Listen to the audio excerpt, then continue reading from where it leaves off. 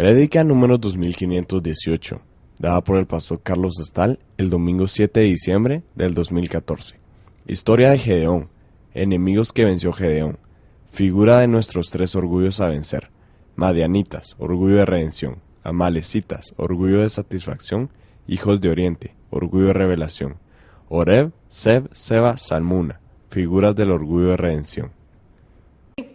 Amén, muy bien. Hoy vamos a tocar la historia de Gedeón. Es una historia clásica, la hemos estudiado cantidad de veces, pero créanme, después que terminemos con Gedeón va a ser como si nunca habíamos estudiado la historia de Gedeón antes.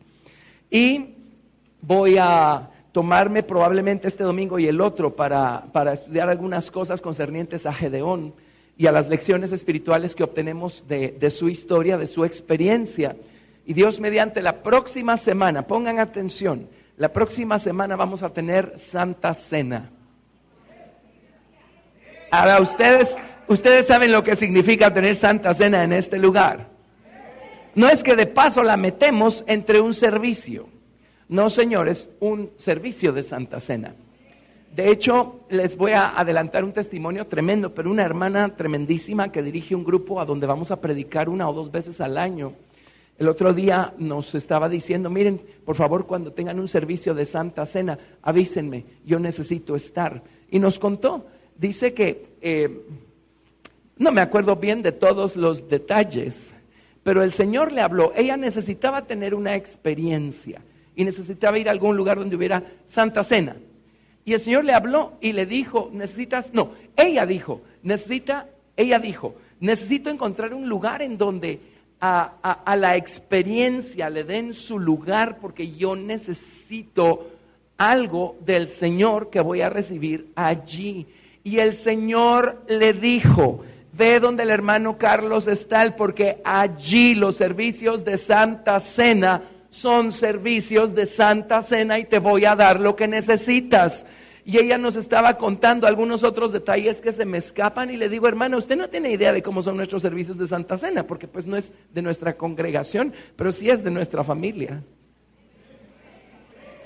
Es una de las mejores estudiantes que tengo yo de lo que aquí predicamos. Se lleva por docenas los CDs. Cuando se le acaba su torre de CDs, viene a renovar una nueva torre de CDs. Amén, continuamente. ¿Qué les parece? Así es que vamos a avisarle, y Dios mediante aquí va a estar nuestra hermana con nosotros. Pero así le dije: hermano, usted no tiene cómo saber, no tiene manera de saber cómo son las cosas acá. Dios le dijo cómo eran las cosas aquí, y Dios le dijo que viniera para acá. Amén. Miren qué maravilloso es el Señor. Ahora, estos testimonios son muy importantes, porque nosotros que estamos acostumbrados a cómo son las cosas acá, tendemos a perder nuestra gratitud. Y es como que, sí, pues ya sabemos cómo es, y qué bueno, y qué alegre, y quién sabe, y sin mucha gratitud. Amén. Por eso es importante esto. En su momento voy a pedirle a Gustavo y a Rosemary, ahorita que los tengo cabal en la mira, que nos cuenten lo que Dios está haciendo en Sudamérica con este mensaje. Dios los está usando de una manera tremenda. Pero hermanos, las gotas de agua que les llegan a ellos son suficientes para ponerlos de cabeza. Así es que no menospreciemos lo que el Señor, por su gracia y misericordia, ha puesto en este lugar. ¿De acuerdo? Podemos detenernos y darle gracias a Dios por lo que Él es. Amén, por lo que Él ha hecho. Gracias, Jesús. Bendito Señor, bendito Señor. A Él se ha dado toda la gloria que tenemos que no hayamos recibido. Gracias, Jesús, bendito Dios. Y hay infinidad de personas que se alimentan de los mensajes que salen de aquí cada semana. Es maravilloso lo que el Señor está haciendo, y nos hace mantenernos bien humillados y muy, muy agradecidos por el tremendo privilegio. Amén, amén. Pero digo todo esto para que nunca perdamos la perspectiva y nuestra gratitud, ¿sí? ¿De acuerdo? Bueno, eso es importante. Ok, así es que vámonos a Gedeón. La historia comienza a desarrollarse en Jueces capítulo 6, versículo 11. Voy a hacer la historia se las voy a presentar al revés de como está narrada en la palabra de Dios, porque el día de hoy quiero explicarles contra qué clase de enemigos fue levantado Gedeón para batallar. Amén. Y si cree que usted sabe contra quiénes batalló Gedeón, nada más espérese a oír lo que va a escuchar el día de hoy. Y de paso, esto nos enseña cuán asombrosamente exacta es la palabra de Dios y la manera tan precisa como Dios ha trazado sus principios espirituales en la palabra y las respuestas tan directas, tan puntuales que recibimos nosotros para saber contra qué estamos batallando, cómo debemos batallar para vencer. Amén. No hay otro libro como la Biblia. ¿Saben por qué no hay otro libro como la Biblia? Porque no importa cuán maravilloso sea ese otro libro, un día su autor se tiene que morir. Pero el autor de este libro vive y permanece para siempre. Así es que la inspiración es continua. Por eso retomamos historias antiguas y las volvemos a estudiar y es como que nunca las habíamos leído antes, ¿verdad? Y empezamos a ver mundos que no habíamos logrado nosotros ver antes. Así es que hoy vamos a ver contra quiénes y qué batalló Gedeón y Dios mediante la próxima semana. La razón por la que quiero que tengamos Santa Cena, y lo íbamos a hacer esta semana, pero era imposible armarla en vista de que tuvimos el retiro de jóvenes, ¿verdad? No nos dábamos abasto para tener todo listo para hoy, así es que lo vamos a tener todo listo para la otra semana. Pero vamos a ver qué clase de hermandad le levantó Dios a Gedeón para que juntos pudieran obtener estas victorias. Y vamos a ver qué hace la sangre del Señor Jesucristo y nuestra fe en su sangre. Y vamos a ver qué hace la fuerza que obtenemos del Señor Jesucristo, que ese es el principio que nos revela su cuerpo. Amén, del que comemos nosotros por fe en la Santa Cena. Vamos a ver qué significa el que pongamos nuestra fe en su sangre y en su sacrificio en la cruz y que busquemos fortalecernos en Él. En cuanto a la formación de una verdadera hermandad para pelear estas batallas y vencer. Esos son los verdaderos hermanos, los que están o permanecen unidos por la sangre y por el cuerpo del Señor Jesucristo. Amén. Y así vamos a estudiar pues cuáles fueron las características de este ejército que le levantó Dios a Gedeón. Y nuevamente, si cree que sabe de qué se trata, solo espérese a la próxima semana y va a haber un ángulo completamente nuevo, ¿sí? Amén. Ahora, Gedeón, su nombre es muy interesante porque Gedeón significa guerrero, significa el que derriba, el que destruye. Eso significa Gedeón. Y es paradójico porque Gedeón, de acuerdo a su propio testimonio y a tremendos detalles que realmente vamos a ver la próxima semana, Gedeón era todo menos un guerrero. Era la persona más débil, miedosa, desconfiada, todo lo que se puedan imaginar, que describe a Gedeón, y si somos honestos nos describe a nosotros también. Pero si Gedeón pudo, nosotros también podemos, porque no dependió de Gedeón, dependió de algo que hizo Dios con Gedeón. Y dependió de algo que llegó a entender Gedeón, y por eso él se apoyó en Dios como se apoyó en Dios. Amén. Así es que todos estos personajes a mí me dan toda la esperanza del mundo. Amén. Muy bien, vamos a saltarnos pues cantidad de detalles, pero excepto por uno, y la otra semana regresamos.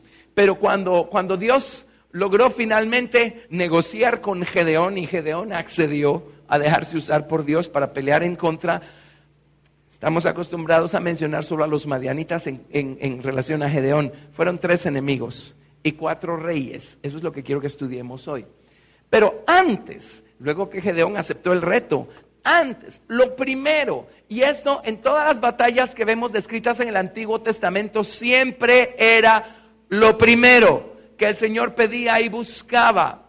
Resulta ser, ahora usted explíqueme esto, el testimonio de Gedeón es que su familia era una de las familias más pobres de Israel, ¿sí? Hemos leído eso, conocemos la historia. Bueno, explíqueme cómo es que su papá tenía una imagen edificada a Baal y había plantado alrededor de esa imagen un bosque dedicado a Acera. O sea, ¿cómo puede ser que sean pobres para una cosa, pero no sean pobres para levantar ídolos? Amén.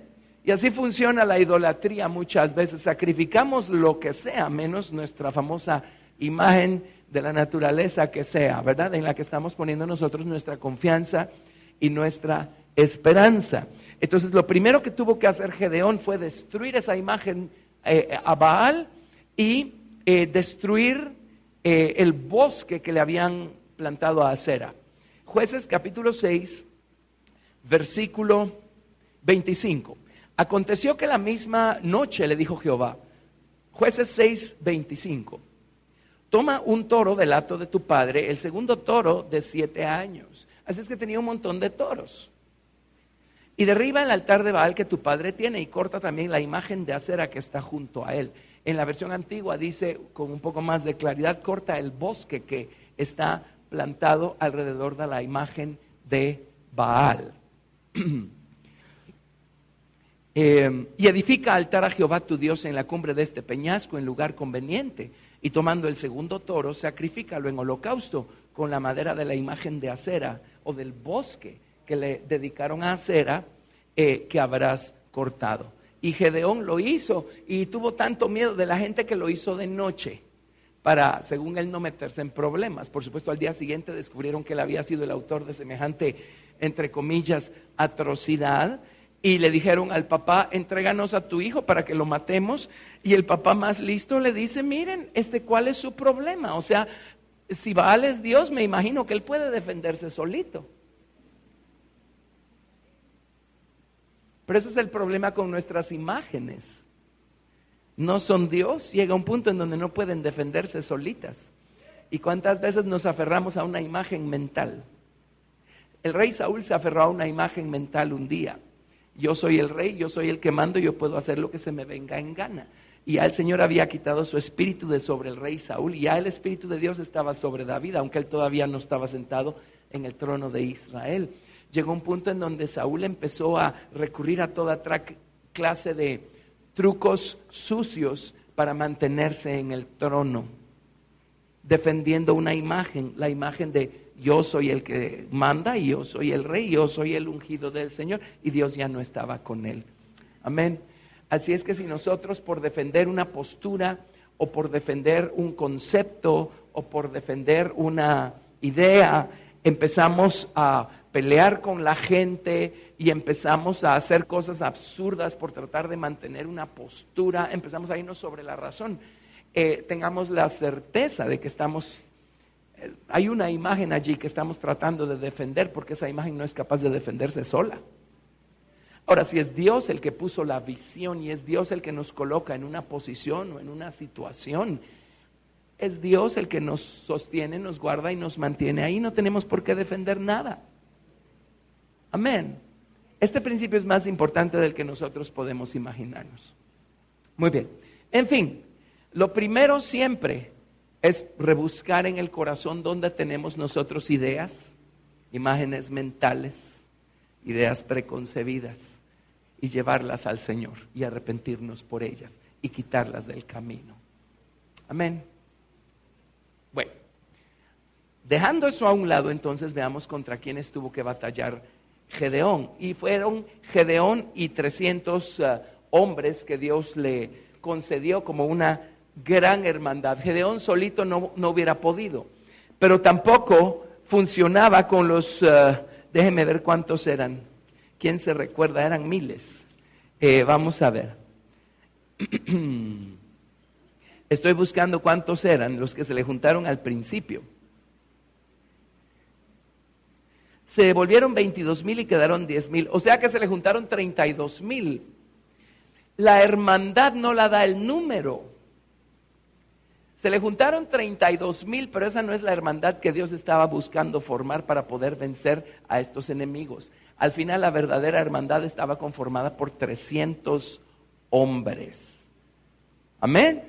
La otra semana nos metemos a eso. Muy bien. Pero veamos contra quiénes estaban batallando. Jueces capítulo 6, verso 33.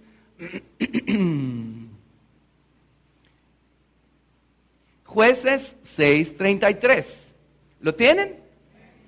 En primer lugar eran los madianitas.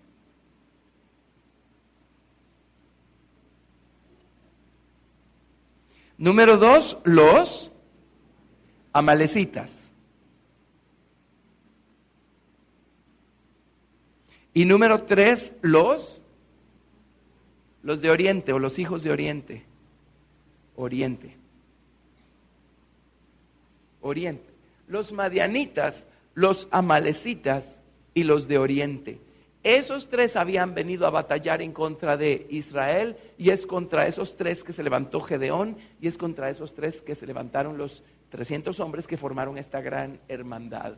Ahora, estos 3 son exactamente aquello contra lo cual nosotros batallamos continuamente todo el tiempo, mañana, tarde y noche. Así es que Gedeón nos puede enseñar cómo vencer estas cosas. Pero si no nos juntamos con las personas que piensan igual y sienten igual y desean igual que nosotros, no vamos a tener la hermandad correcta para poder enfrentar esto y vencerlo. En cambio, si seguimos uniéndonos nosotros a personas que no piensan igual y no caminan igual, amén. Cuando nosotros amamos al Señor con todo el corazón, miren, y vemos que algo en nosotros no está de acuerdo a la naturaleza de Cristo, si amamos al Señor en primer lugar, esa cosa nos angustia, nos aflige, amén. Nos hace buscar al Señor, nos hace buscar respuestas. Y número 2, buscamos la manera de ver cómo logramos en su nombre vencer esa cosa, porque no queremos desagradar al Señor. Pero si somos honestos, hay muchos creyentes salvos a quienes ni siquiera se le había ocurrido si esa cosa desagradaba al Señor o no desagradaba al Señor, y mucho menos tienen la intención de buscar un cambio en sus vidas. ¿Cierto o no? Entonces, si usted quiere seguir adelante, júntese con gente que sí quiere seguir adelante. Y si usted quiere saber cómo vencer sus propias batallas personales, búsquese con gente que está buscando cómo vencer sus propias batallas personales. Y juntos van a encontrar la respuesta.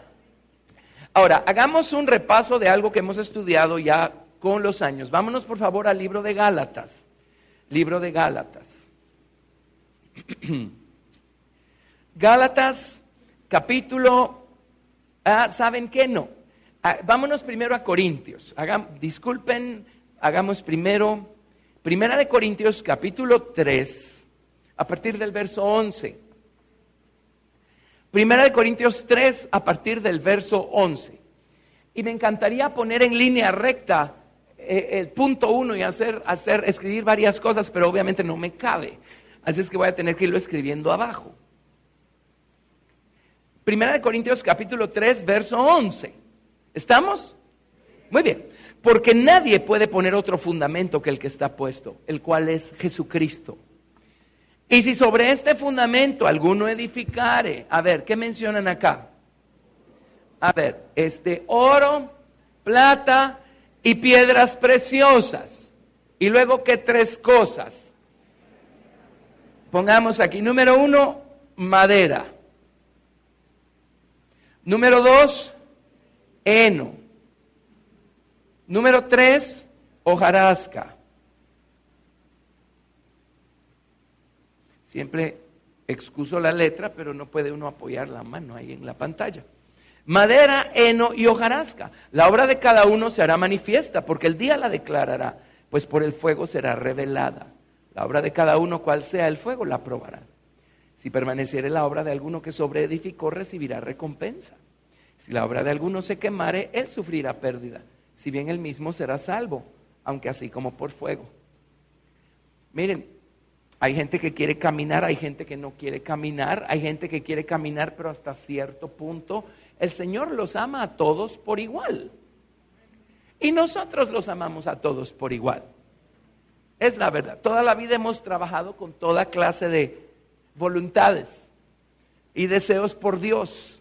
Amén. Y es lindo trabajar con toda clase de gente, toda clase de capacidades y gente que hace toda clase de elecciones, unos por más, otros por no tanto, y los amamos a todos por igual. Pero eso no quita el hecho de que cuando estemos allá arriba, lo que hayamos hecho o dejado de hacer recibirá su respectiva recompensa. Amén. Bueno, madera, heno y hojarasca.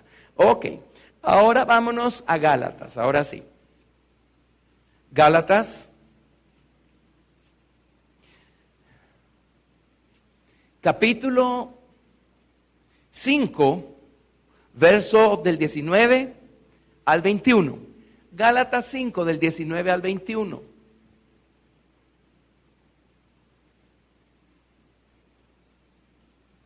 Gálatas capítulo 5, a partir del verso 19 dice: y manifiestas son las obras de la carne, que son, y aquí va a mencionar 17 cosas: adulterio, fornicación, inmundicia, lascivia, idolatría, hechicerías, enemistades, pleitos, celos, iras, contiendas, disensiones, herejías, envidias, homicidios, borracheras, orgías y cosas semejantes a estas, acerca de las cuales os amonesto, como ya os lo he dicho antes, que los que practican tales cosas no heredarán el reino de Dios.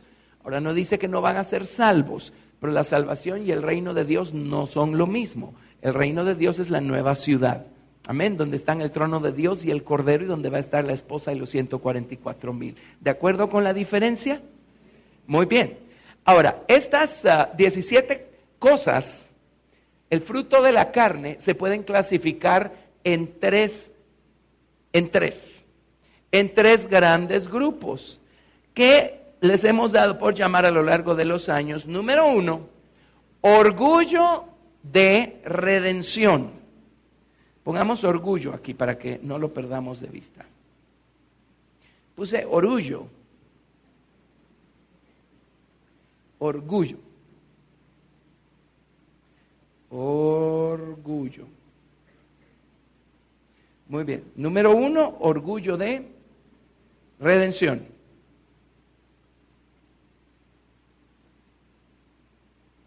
Número 2, orgullo de, pues lo voy a poner en el orden en el que los tengo arriba, por si no lo sabían. Satisfacción.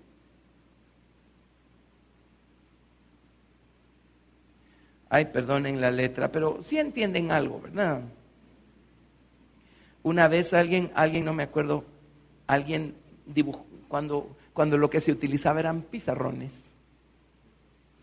Escribió no sé qué cosas en el pizarrón y al final llega alguien con el hermano que estaba dando su clase y escribiendo en el pizarrón. Le digo: hermano, necesito reportar un milagro.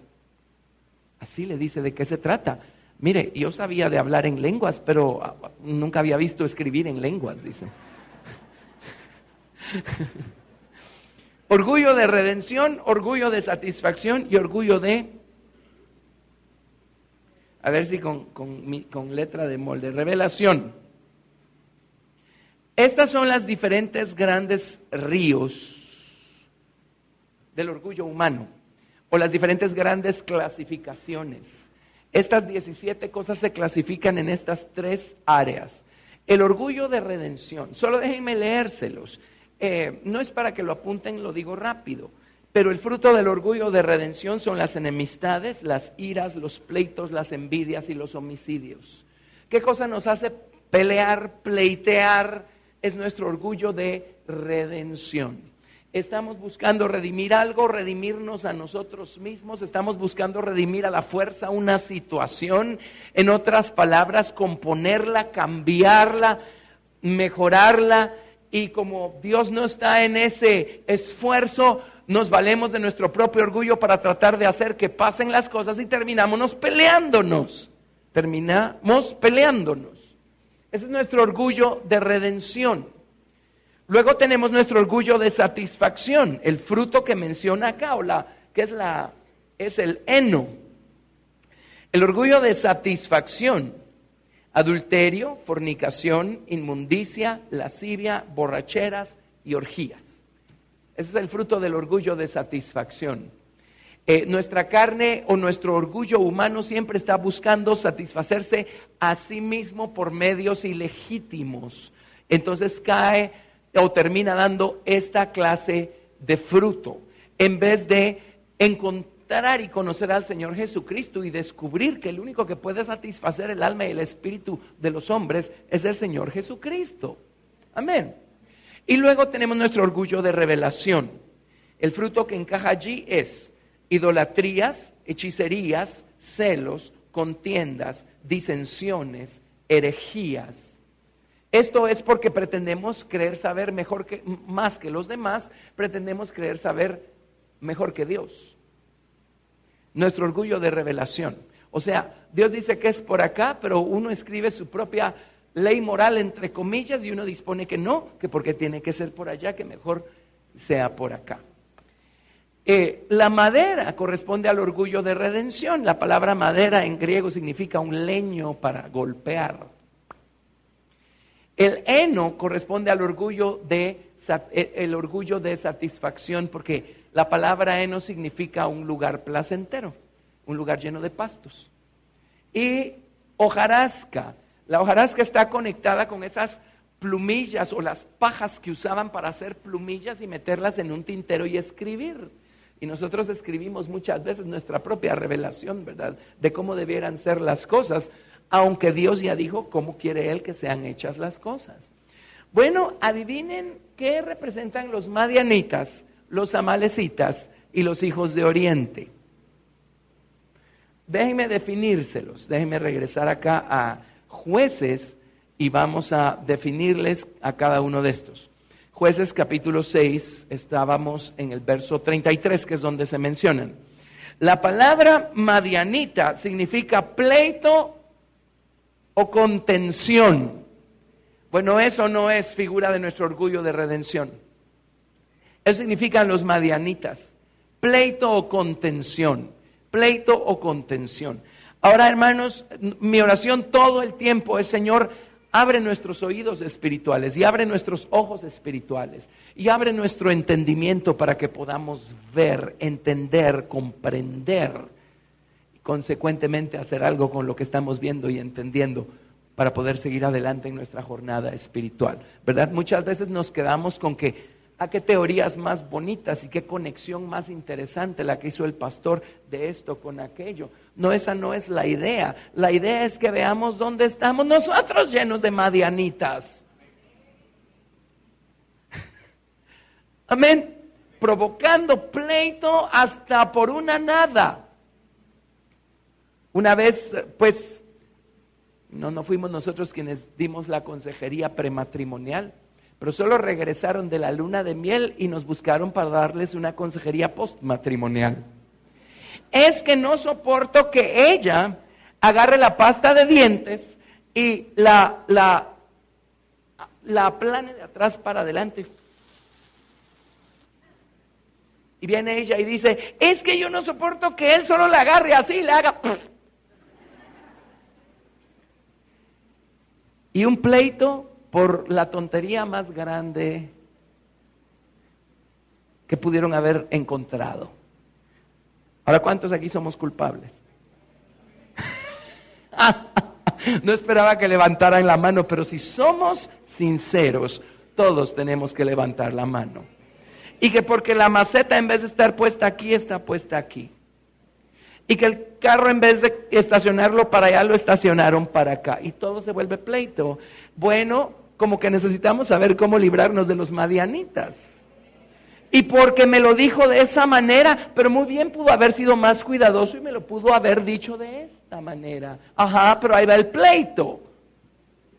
Entonces esa persona que no es tan culta en el uso del idioma castellano como usted, no es la que tiene el problema, usted es la que tiene el problema, que se pelea hasta por eso. ¿Me explico? Madianitas. Estamos tratando de llegar a la esposa del Cordero y a los 144,000. Creo que llenos de madianitas no vamos a lograrlo, así es que mejor aprendemos a librarnos de los madianitas cuando podamos, y esto es cuanto antes. Amén, ¿lo están viendo? El pleito. Esta no es una lección nueva, hemos hablado de nuestro orgullo toda la vida, pero como todavía está ahí, sigamos hablando de nuestro orgullo. Los madianitas, pleito o contención, o sea, son un cuadro clásico de nuestro orgullo de redención. ¿Por qué nos peleamos? Es que el otro tiene la culpa. No, es porque yo estoy lleno de orgullo de redención o de madera. Yo prefiero que el Señor me queme y me consuma con el fuego de su Espíritu Santo y de su palabra, mi madera, el día de hoy, a esperar llegar a la presencia del fuego consumidor y de las llamas eternas para el tribunal de Cristo, y que allá se me consuma mi madera y yo sufra pérdida. Amén. Muy bien, esos son los madianitas, orgullo de redención. Luego los amalecitas. Miren lo que significan los amalecitas. Amalecita significa morador en el valle, morador en el valle. O sea, personas que buscan lugares, los valles son los lugares donde menos problemas hay, ahí están los ríos, ahí se puede plantar fácil. Morador en el valle, que representa nuestro orgullo de satisfacción. Amalecita significa también lo siguiente, oigan esto, significa gente que bebe a lengüetazos. Gente que bebe a lengüetazos.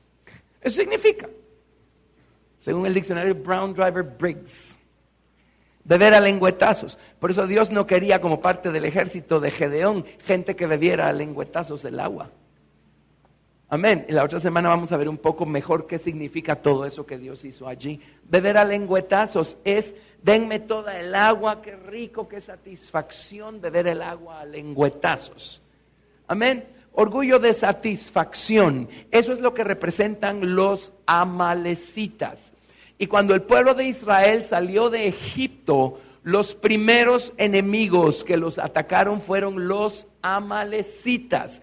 Orgullo de satisfacción. Y a los primeros que mataron es a quienes estaban en la retaguardia del campamento de Israel. En otras palabras, los débiles, los que caminan más lento, o aquellos a quienes francamente no mucho les importa.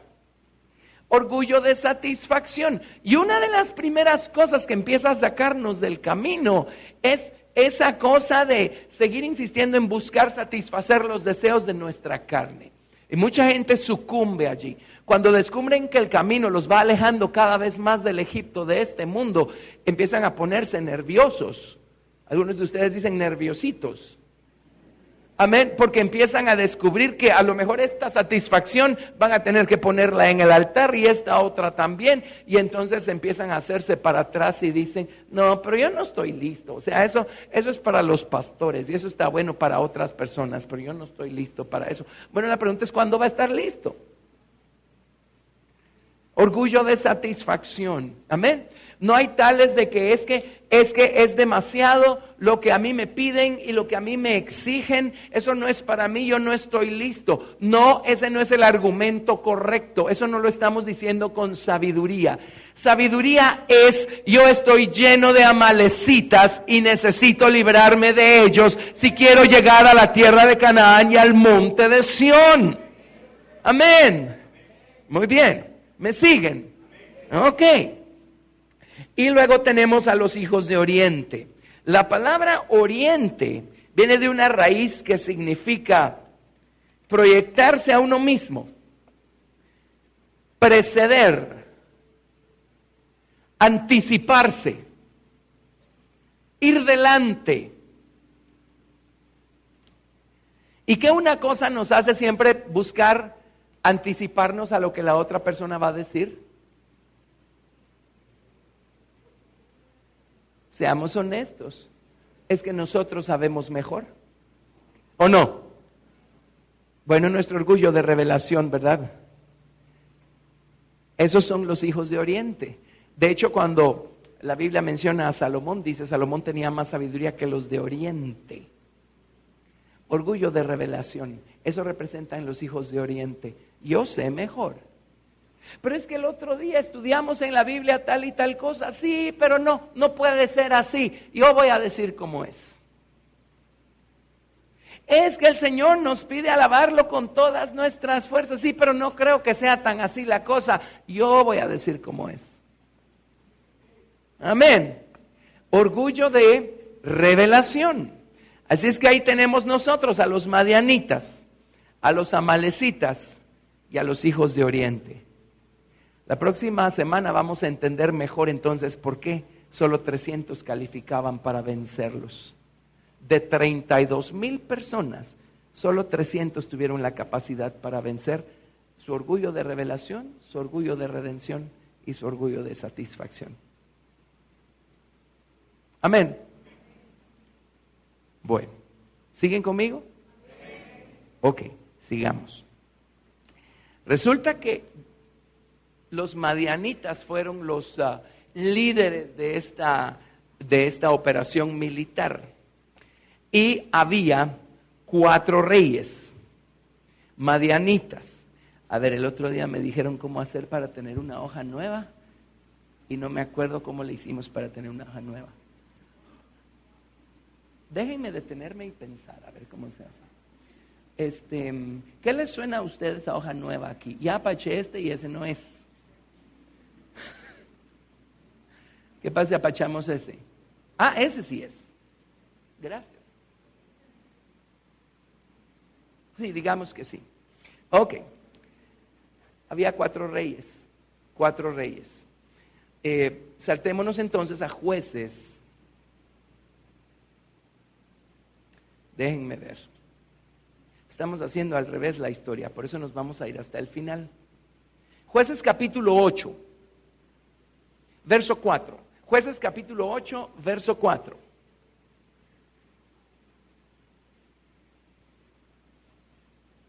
Jueces capítulo 8, verso 4.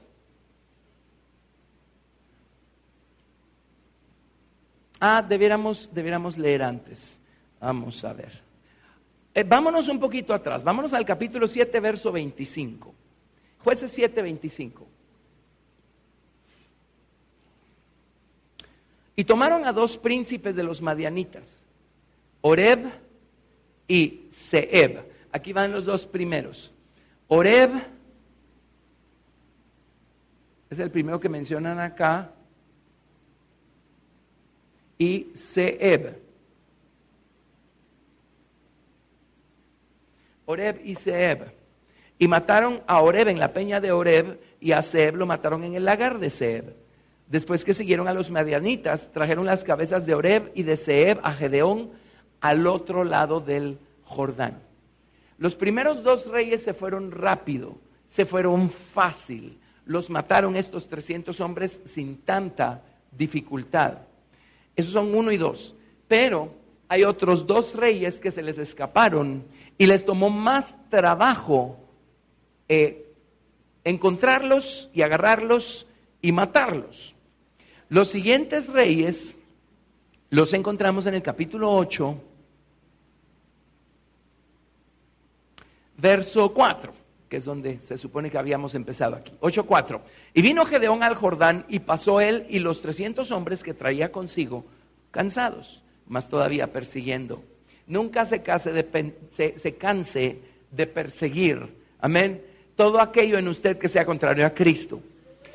Y dijo a los de Sucot: yo os ruego que deis a la gente que me sigue algunos bocados de pan, porque están cansados. Y yo persigo a Seba y a Salmuna, reyes de Madián. Y aquí están los otros 2, Seba y Salmuna. Seba y Salmuna. Seba y Salmuna. Esos eran los otros 2 reyes. Así es que eran 4 reyes madianitas. Los madianitas representan nuestro orgullo de redención. Y al final ese es el que empieza todos los problemas. Nuestro orgullo de redención. Ok. 4 reyes. ¿Quieren saber qué significan estos 4 reyes? Oreb. Empecemos por el primero. Oreb. Oreb significa un cuervo. Solo eso no nos dice mucho, pero analicemos un poco la cosa. Vámonos a Proverbios 30, 17. Eso significa Oreb, un cuervo. Cuervo. Cuervo. Proverbios 30, verso 17.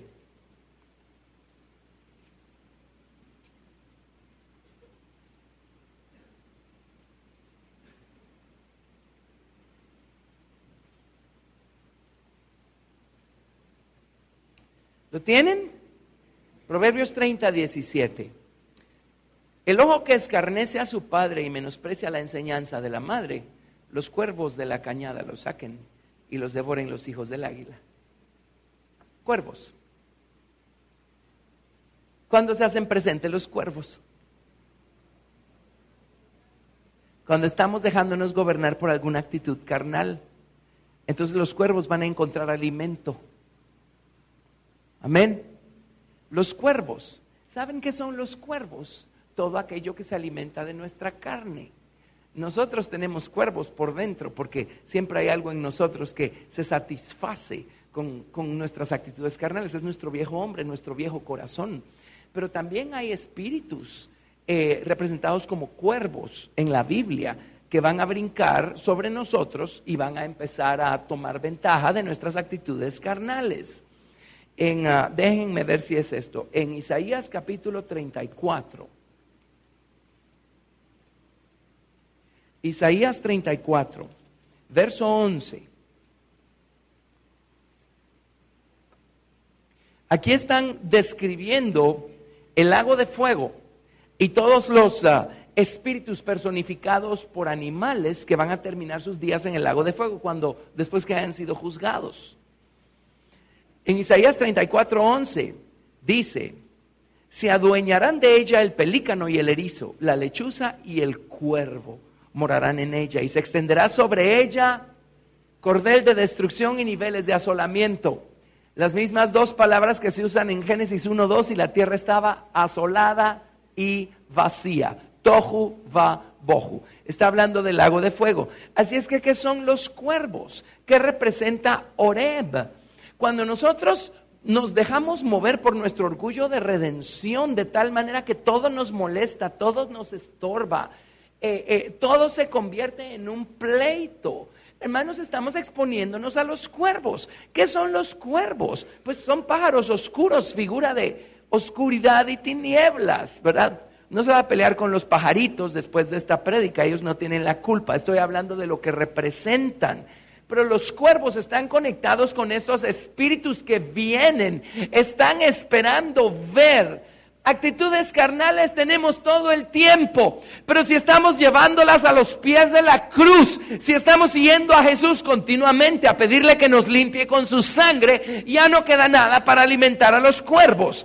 Pero si insistimos en justificarnos a nosotros mismos y en seguir actuando de esa manera, estamos llamando a los cuervos, y después nuestro estado va a ser más difícil que al principio, porque ya no solo, el problema ya no solo va a ser nuestra actitud personal, ahora el problema es que a nuestra actitud se le ha sumado un espíritu.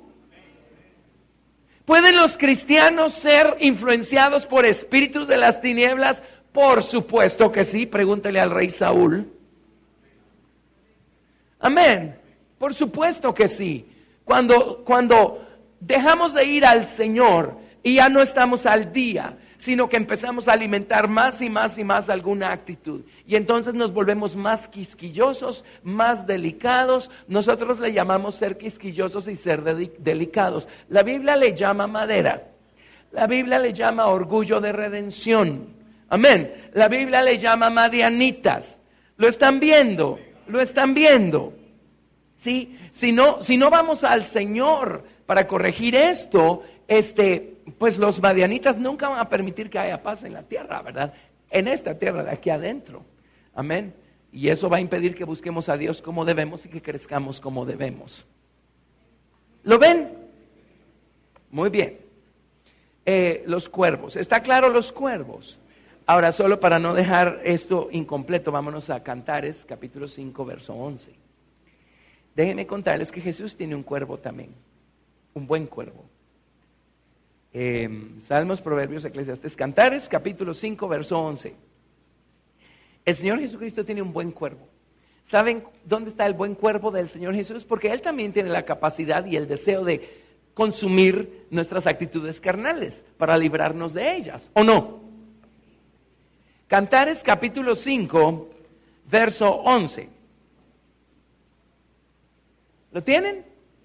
Su cabeza como oro finísimo, sus cabellos crespos, negros como el cuervo. ¿Qué representa su cabeza sino su soberanía? Su soberanía, su soberanía. Humillémonos bajo la soberanía de Cristo. Dejemos que sea Él quien mande, quien gobierne. Dejemos que sea Él quien nos diga si le gustó o no le gustó nuestra actitud. Ya no la justifiquemos. Vamos al Señor y que Él diga, que Él mande. Amén. Y si nos ponemos sumisos bajo su soberanía, ahí van a estar los buenos cuervos listos para llevarse nuestra carne, nuestras actitudes y librarnos de esas actitudes. Amén. Eso nos da esperanza, ¿sí? Bueno, ¿están emocionados con esto? Ok. Cuando amamos a Jesús, lo que más agradecemos es podernos ver en el espejo y saber qué hacer con lo que estamos viendo. Ok. La crema para el cutis se llama la sangre del Señor Jesucristo. Hey. Muy bien, Oreb, ese es el primero. Ahora, el segundo se llama... El segundo rey con el que tuvieron que lidiar los israelitas allí se llama Seb. Estos dos son los que cayeron más rápido porque son los más obvios, los más aparentes. Seb significa un lobo. El primero es un cuervo, el segundo es un lobo. El lobo representa la codicia. Vámonos a Ezequiel 22, 27.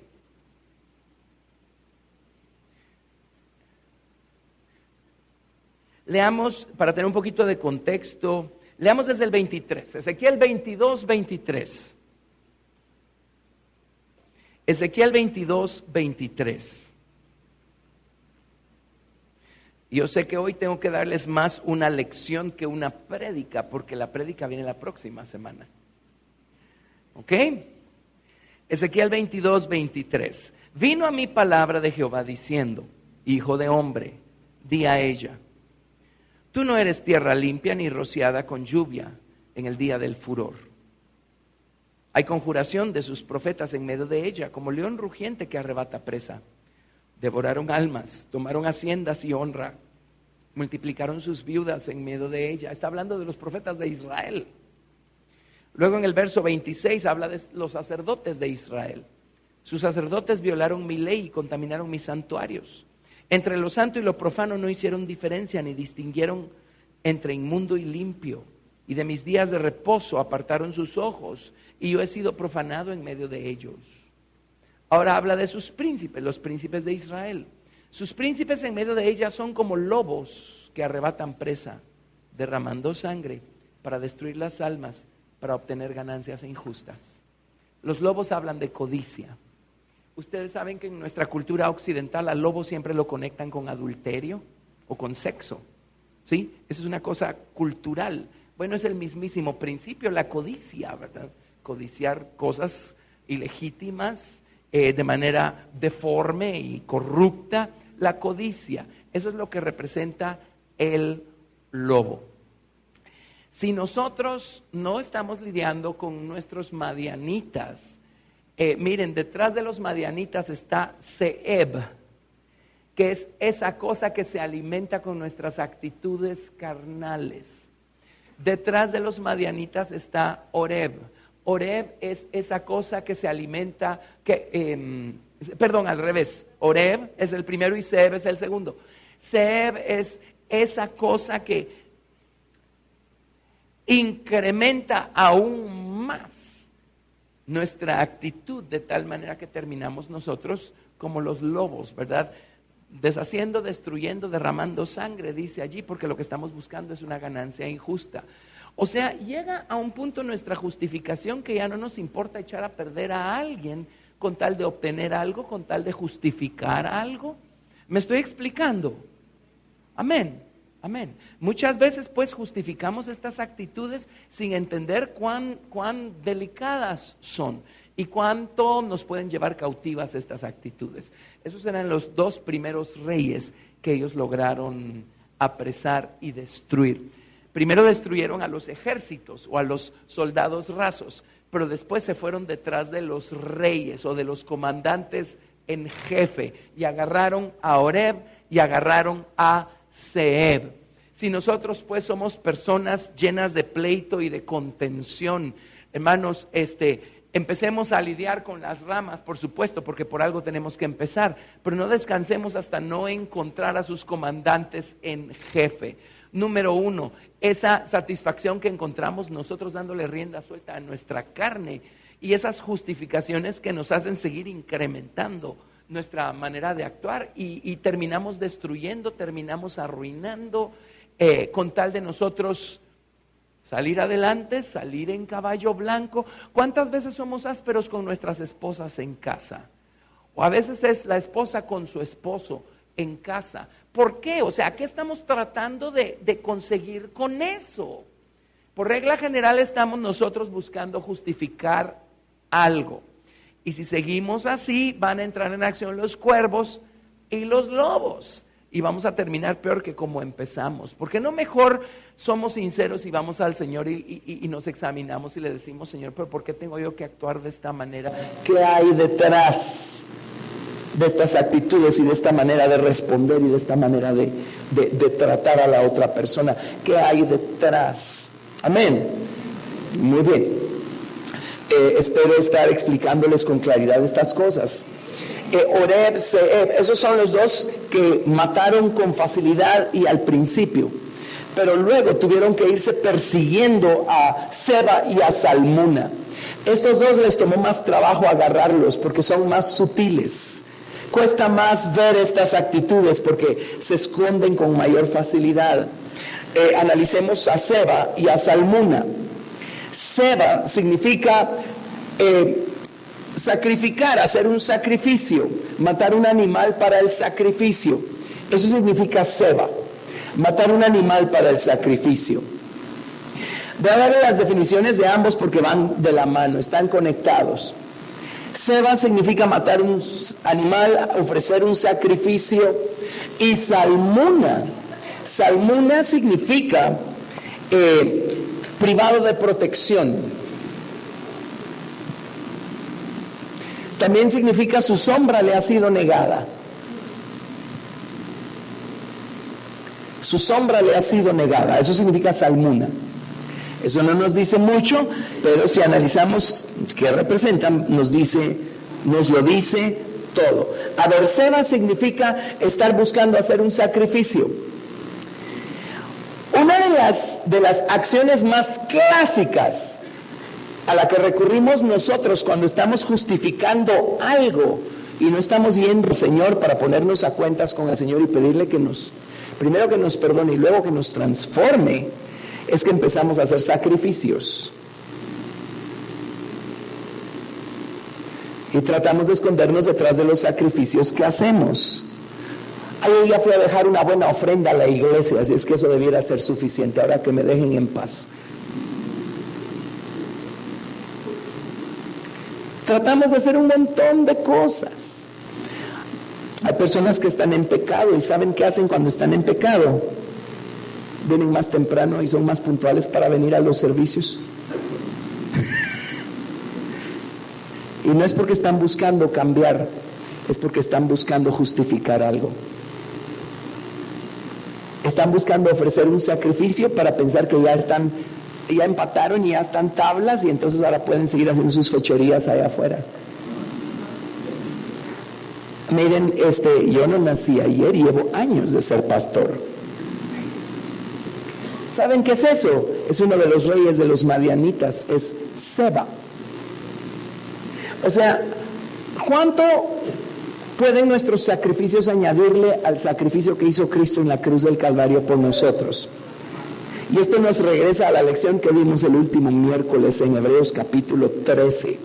Hebreos capítulo 13 dice que ni siquiera en la dispensación del Antiguo Testamento les fue de provecho sacrificar todos esos animales sin fe en un futuro Mesías que un día daría su sangre en la cruz del Calvario por los que sacrificaban animales. Lo dice su Biblia y lo dice la mía. Amén. ¿Cómo está la cosa? Entonces Dios se está contradiciendo. No, todo el tiempo Dios instituyó los sacrificios del Antiguo Testamento, no para redimir al hombre ni para justificarlo. Eso no lo puede hacer la sangre de los animales, solo la sangre del Señor Jesucristo. Pero la esperanza que tenía el Señor en el pueblo de Israel era que eso les sirviera de manera didáctica, si quieren, para alzar los ojos y saber que un día una sangre perfecta iba a ser ofrecida a causa de sus pecados. Entonces, para que pusieran su fe y su esperanza en esas sangres que un día iba a ser derramada en la cruz del Calvario. Amén. Jesucristo hizo un sacrificio perfecto en la cruz del Calvario. Hoy, después de la cruz de Cristo, nuestros sacrificios personales no le añaden absolutamente nada a la obra que Él ya hizo en la cruz. Todo lo que el Señor quiere es que vayamos a Él por fe y le demos gracias por lo que Él ya hizo y sigamos poniendo nuestra esperanza en esa sangre que Él derramó con liberalidad y con tanto amor para perdón de nuestros pecados. Eso es todo. Ir a Cristo, ir a su sangre, ir a su cruz. Pero en vez de hacer eso, empezamos a hacer toda clase de sacrificios, entre comillas, personales, como los que yo ya les describí. ¿Les hace sentido lo que estoy tratando de ejemplificar aquí con esto? Amén. ¿Sí? Así es que eso es lo que representa Seba. Pero miren, ¿qué clase de sacrificios necesitamos? Un repaso hace 2 miércoles. Salmo 51, versos del 15 al 17. Salmo 51, de verso 15 al 17.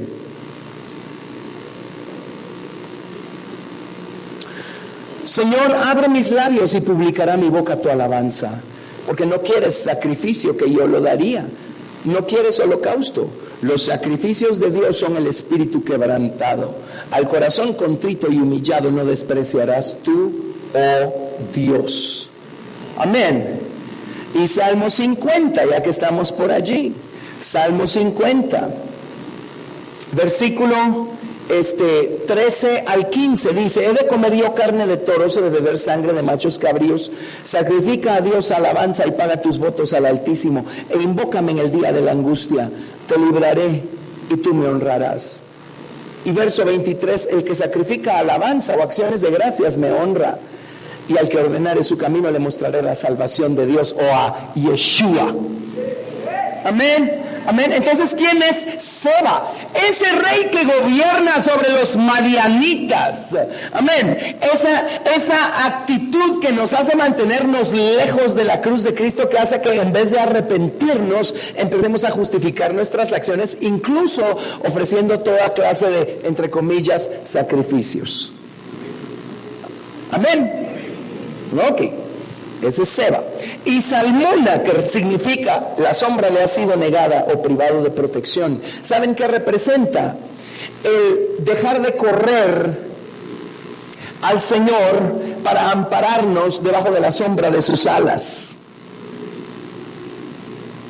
Es sobre las alas de los querubines en el propiciatorio, allá hasta arriba donde dice juicios. Es allí donde rociaban la sangre de la expiación una vez al año. Amén. Ampararnos bajo la sombra de sus alas significa ponernos debajo de la sangre de la expiación que nos limpia de todo pecado. Confiar en la misericordia del Señor, quien por medio de su sangre aleja de nosotros los justos juicios que merecemos.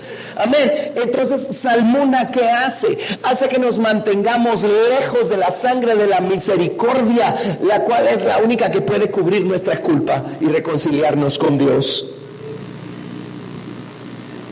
¿Sí me estoy explicando? Ok. Seba y Salmuna entonces nos mantienen lejos de la cruz de Cristo o lejos del altar. Lejos del altar. No sé si alguna vez han peleado esta clase de batallas, pero el diablo siempre va a estar ayudándonos a razonar al revés. Y siempre nos va a estar diciendo, mira, eso que hiciste si de plano no tiene perdón de Dios, pues. O sea, ni siquiera te atrevas a pedirle perdón al Señor, porque sería una vergüenza siquiera dirigirle la palabra al Señor en ese estado en el que te encuentras. ¿Han peleado esa batalla alguna vez? Bueno, ¿qué está haciendo Salmuna sino manteniéndonos desamparados y lejos de la protección de sus alas? Amén. ¿Qué dice la Biblia? Cuán preciosa, oh Dios, es tu misericordia. Por eso los hijos de los hombres se amparan bajo la sombra de tus alas. Y dice, tú los abrevarás del torrente de tus delicias. Tú los saciarás con las grosuras de tu casa. Porque en tu luz, porque contigo está el manantial de la vida. En tu luz veremos la luz. Ese creo que es el Salmo 36. Amén. Amén. Ampararnos bajo la sombra de sus alas. Ahora, habían 32,000 personas que podían batallar en contra de estos 4 reyes, en contra de esos 3 ejércitos. ¿Por qué no calificaron las 32,000 personas, sino que únicamente 300? Porque estas 300 fueron lo suficientemente pobres, lo suficientemente débiles, lo suficientemente temerosas, miedosas. Amén. Son las únicas 300 personas de 32,000 que dijeron, si tú no nos ayudas, nosotros no podemos. En cambio, básicamente la actitud de los otros fue, nosotros podemos. A ver, ¿dónde está el enemigo? ¿Dónde está el problema? Amén. Cuando nosotros creemos poder, ese sigue siendo nuestro orgullo. Y el orgullo no va a vencer el orgullo.